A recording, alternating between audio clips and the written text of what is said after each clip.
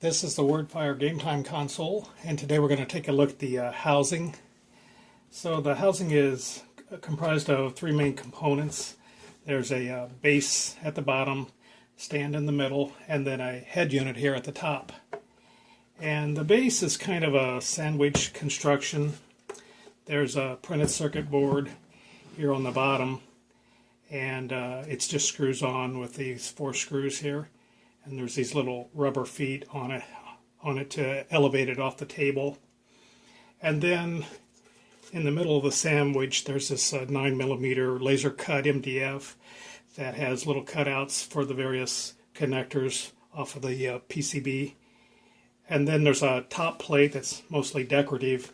However, in the current design, it has a recess or cutout that the stand fits inside of to kind of help center the stand on the base to make assembly easier. And then the stand is just 4 pieces of wood that are glued or fastened together. And the purpose of the stand is to elevate the head off the table to bring the LCD screens more in line with the players' lines of sight, so that they can see the screens and see each other without a lot of head movement. And then there's a head unit that's comprised of a cap that's removable, and then a wooden frame. And I've got one over here we'll take a look at in more detail. So here it is.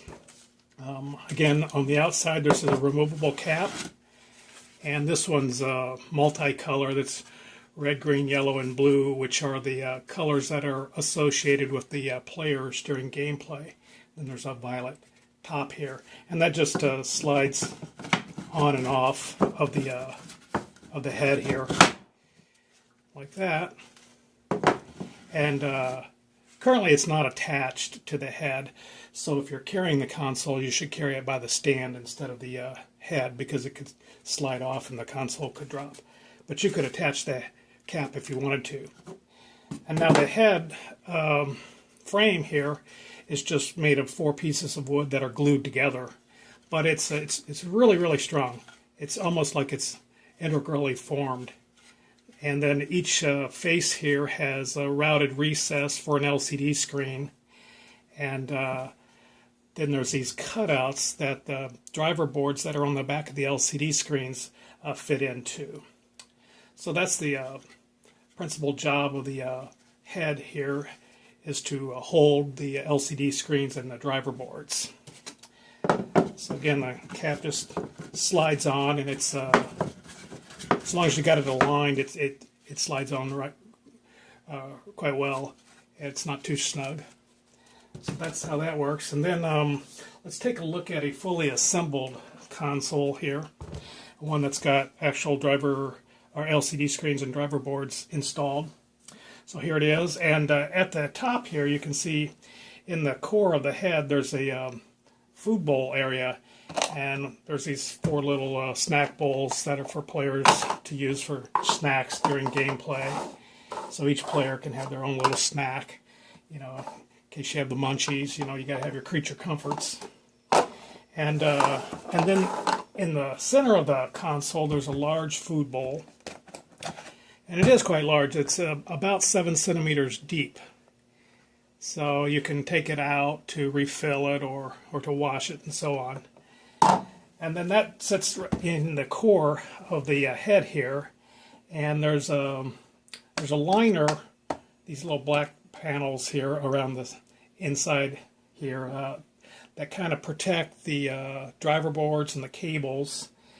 Currently those are just freely sitting in there, but if you wanted to, you could mount them or glue them in to keep little fingers from monkeying with the wires and so on. But I'll just go ahead and pull these out so that you can have a look inside. This is a foam floor, and it used to hold up the food bowl, but in this current design these liner pieces hold up the food bowl. So let's have a look inside. And there's the core, and you're looking down into the console through the stand all the way to the printed circuit board. And you can see the cables for the LCD screens. Each screen has 2 cables. There's or driver board that is. There's a 4-conductor power cable, and then there's a 12-conductor VGA cable for your red, green, and blue and HV sync signals and the ground. And then to assemble the console, what you do, first you'd attach the printed circuit board to the bottom, and you screw that in place so that you got that ready to go. And then with the cap off, you insert the LCD screens on the 4 sides.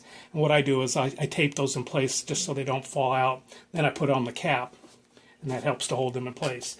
And usually I would connect the cables to the LCD driver boards, and then feed those through the cutouts in the frame of the head.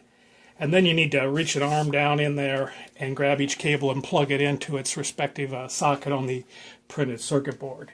And the cables are quite robust, these factory-made cables. I've unplugged them dozens of times during development and testing, and they've never failed on me.